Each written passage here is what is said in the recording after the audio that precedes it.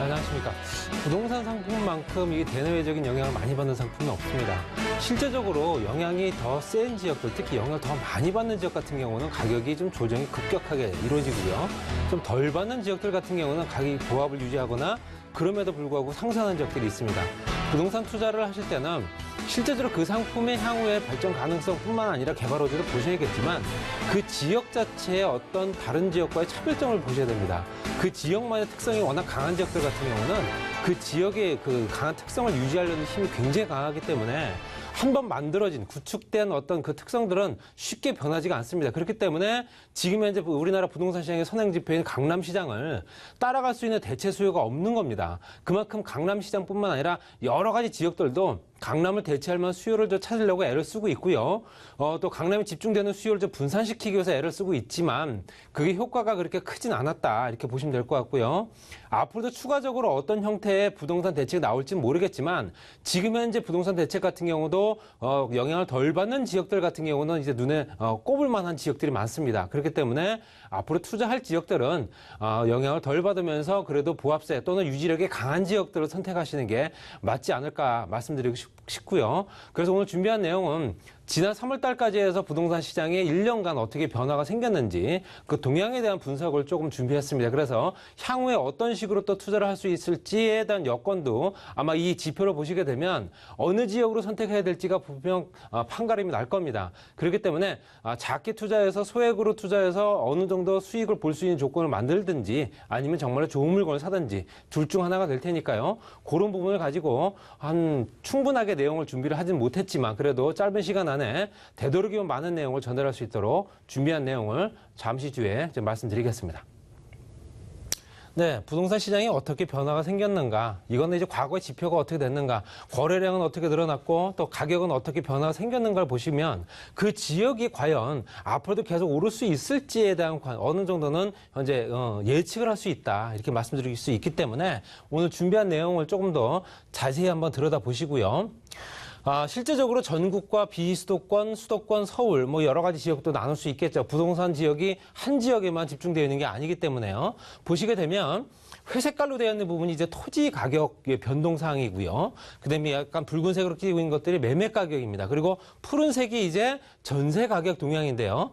실제로 전국적으로 봤을 때 2017년도 3월부터 올 3월까지 한 1년 동안 봤을 때 전세 가격은 조금씩 계속 하락을 하고 있는 모습을 보고 있습니다. 그 내용은 바로 공급 때문에 그렇습니다. 지금 현재 공급량이 워낙 많기 때문에 수도권 지역, 특히 경기도 지역에 일부 굉장히 많이 집중되어 있고요. 강남 같은 경우는 재건축 시장의 분양과 입주를 또 앞두고 있던 단지들도 있었고 입주한 물량들도 있었기 때문에 그만큼 전세 가격은 조금 하락을 했다. 그래서 봤을 때도 0.09% 정도가 하락한 걸 보실 수 있고요. 그다음에 주택 가격 같은 경우는 1.50% 정도가 현재 전년 대비 올랐다라고 보여집니다. 그리고 전체적인 토지 같은 경우도 토지는 4.11% 정도가 상승한 걸 보실 수 있고요.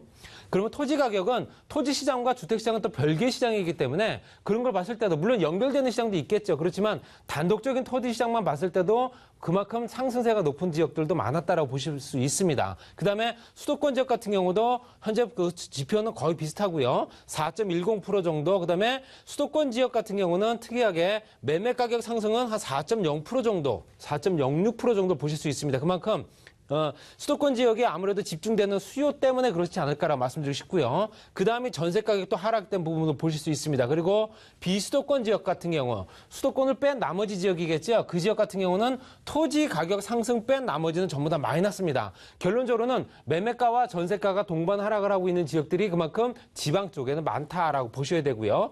서울 지역만 단독적으로 보시게 되면 서울 지역 같은 경우는 토지 가격 매매 가격 상승률이 8.11%, 그 다음에 토지 가격이 4.74, 그 다음에 전세 가격 상승률도 2.42% 정도로 현재 전국적으로 봤을 때도 서울 지역이 가장 가파르게 상승하고 있는 걸 보실 수 있는데요. 수요가 집중될 수밖에 없는 지역이고 인프라 구축이라든가 아무래도 사람들이 수요가 몰릴 수밖에 없는 이유가 있는 지역들이기 때문에 당연히 매매 가격 상승률이 거의 2배 이상 된다고 보시면 될 것 같습니다. 그러면 서울 지역에 내가 지난해부터 투자를 해서 주택에 투자를 하든 아파트든 상가든 오피스텔이든 아니면 또 단독주택이든 다세대 주택이든 뭔가를 투자했던 사람들은 결론적으로 지금 현재 봤을 땐 8.11% 정도가 현재 수익을 본 꼴이다 이렇게 보시면 될 것 같습니다. 그래서 부동산 투자는 타이밍입니다. 어느 시점에 들어가느냐가 더 중요하다 이렇게 보셔야 되고요. 그 다음에 이제 강남 4구를 또 빼놓고 말씀드릴 수가 없겠죠. 강남 4구 같은 경우는 토지를 뺀 현재 주택가격과 전세가격 봤을 때도 현재 강남 4구만 주택가격은 13.78%, 1년 동안 13% 올랐습니다. 그럼 결론적으로는 다시 말씀드리면 현재 1년 전에 투자했던 강남 지역에 뭔가를 투자를 하려고 준비했던 사람이나 이미 투자를 했던 사람 같은 경우는 이 정도의 수익을 벌써 거뒀다는 얘기입니다. 그렇기 때문에 말씀드린 대로 좋은 지역도 앞으로 더 좋아질 지역 같은 경우는 타이밍을 내가 만드는 게 아니고 그 물건을 잡을 수 있는 타이밍은 그 시간에 맞추어서 내가 투자를 해야 된다고 말씀드리고 싶습니다. 그리고 전세 가격도 그와 더불어서 2.66%가 오른 걸 보실 수 있고요. 경기 지역 같은 경우는 토지 가격은 3.62%, 그다음에 현재 주택 가격은 2.14%, 전세 가격은 오히려 떨어졌죠. 당연합니다. 경기 지역엔 입주 물량이 워낙 많기 때문에 올해 물량만 15만 가구, 내년에도 한 16만 가구가 준비되고 있기 때문에 그 전에도 그 정도 물량이 있었죠. 그렇기 때문에 당연히 전세 가격은 하락할 수밖에 없다 이렇게 보셔야 됩니다. 그 다음에 이제 주택을 구입하기 위해서 주택담보대출, 쉽게 해서 빚을 얻어서 주택담보대출을, 대출을 활용을 해서 주택을 어떤 내 집을 마련하거나 투자 목적이거나 당연히 빚을 얻을 수밖에 없는 조건이겠죠. 봤을 때도 실제 주택담보대출 금리와 주택담보대출 대출액이 얼마가 늘어나는가 봤을 때도 지난 2017년도 2월부터 현재 2월까지 1년 정도입니다. 548조 정도 된 금액이 지금 현재 1년 정도 지난 상황에서는 579조 정도 됐습니다. 우리나라 총 가계 부채가 1,500조 정도 된다고 그러죠. 총 500조 정도에서 한 3분의 1 정도는 주택담보대출이다라고 말씀드릴 수 있습니다. 그리고 현재 주택담보대출 연체율이라든가 아니면 주택담보대출 대출 금리를 봤을 때도 현재 기준 3.46% 정도로 약간 떨어진 걸 보실 수 있습니다.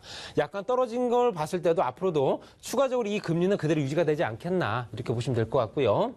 그다음 부동산 시장에서 소비자가 어떤 생각을 갖고 있는가 심리 지수를 보시더라도 실제적으로 부동산 시장 소비자 심리 같은 경우는 110% 정도, 그러니까 100을 기준으로 봤을 때 거의 10% 정도 올라간다. 그 얘기는 앞으로도 주택 가격은 더 오를 거다라고 기대를 한다는 얘기고요. 실제로 주택 사업을 하는 공급자 입장에서는 공급의 물량이 더 올라가서 경기가 더 좋아지겠다라고 생각했던 거는 지난 3월부터 해서 4월까지 많이 꺾인 걸 볼 수 있습니다. 그러면 공급자 입장에서는 공급 물량을 줄일 수밖에 없다라고 말씀드릴 수 있고요.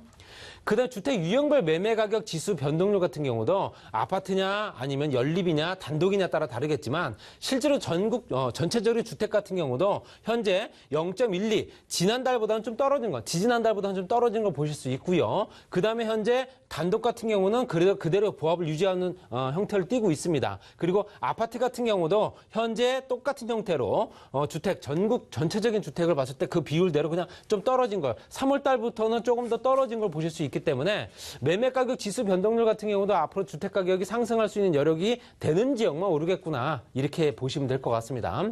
그다음 수도권 재건축 가격 같은 경우는 평균치가 실제적으로 지금 현재 강남 4구냐 경기냐 인천에 따라 다르겠지만 강남 4구 같은 경우는 현재 5천만 원이 넘습니다. 그래서 5,072만 원 정도 이게 3월 기준이고요. 그 다음에 현재 서울 지역 같은 경우는 4,700만 원, 경기도 같은 경우는 거의 지금 2,100만 원, 인천이 현재 570만 원 정도 보실 수 있기 때문에 수도권 재건축 가격은 현재도 계속 강세다 이렇게 말씀드릴 수 있고요. 그 다음에 공공 및 민간 준공 실적들 또는 공공이냐 민간이냐 어떤 공급을 하는 입장에서 준공을 하는 실적이 있을 테고요. 또 착공을 하는 실적이 있습니다. 그렇게 봤을 때도 현재 공공과 민간 부분의 비율을 보시게 되면 실제로 민간 비율이 91.5%를 보실 수 있고요. 이런 거 준공 실적입니다. 착공 실적 같은 경우도 99.8% 거의 100%가 다 민간 부분이다라고 보시면 될 것 같습니다. 그만큼 공적임대주택보다는 민간 부분에 그만큼 현재 부동산 시장이 흘러가고 있는 상황이다 이렇게 보시면 될 것 같습니다. 그 지역별 분양 가격 같은 경우도 서울 지역이 3,700만 원 신규 분양입니다. 임대주택을 제외하고요. 그리고 경기 지역이 1,300만 원, 인천 지역이 1,200만 원, 전국적으로는 1,600만 원 정도 보실 수 있다 이렇게 보시면 될 것 같습니다. 그리고 아파트 분양 물량 같은 경우도 면적에 따라 좀 다른데요. 현재 국민주택 규모 60에서 85제곱미터 이하가 가장 많습니다. 경기 지역이 6,300, 이거는 현재 4월 9일 기준으로 임대주택 제외한 기준입니다. 6,300가구고요. 서울 지역 같은 경우는 2,200가구가 현재 국민주택 규모로 공급이 되고 나머지는 소형이나 아니면 대형으로 지금 나눠졌다 보시면 될 것 같습니다. 그만큼 경기 지역의 물량이 워낙 월등히 많은 걸 보실 수 있고요. 수도권 평균 월세 보증금 같은 경우는 현재 2018년도 3월 기준인데요. 아파트 같은 경우는 6,800만 원 정도 됩니다. 그리고 전국적으로 주택 같은 6,100만 원, 그다음에 연립은 3,300만 원, 그다음에 단독주택 같은 경우는 8,300만 원. 단독은 앞마당과 현재 독채를 쓰기 때문에 당연히 보증금이 더 셀 수밖에 없다라고 말씀드릴 수 있고요. 실제적으로 앞으로 부동산 시장은 어느 지역이 더 좋게 변화가 생길 수 있을 건가는 벌써 답이 나온 상태고요. 그 지역적으로 또 수요가 더 몰릴 수밖에 없는 정책적인 변화나 금리 변화 이런 것들 때문이라도 좋은 지역이 더 좋아질 수밖에 없는 형태가 되고요. 극과 극으로 나눠진 양극화 현상은 지금보다 더 심해질 겁니다. 그렇기 때문에 부동산 시장을 앞으로 지켜보시더라도 조금 더 자금적인 여력을 더 준비를 하셔서 아예 좋은 물건을 사시는 게 장기적으로 또는 안정적인 투자가 되지 않을까 이렇게 말씀드리면서 정리하겠습니다.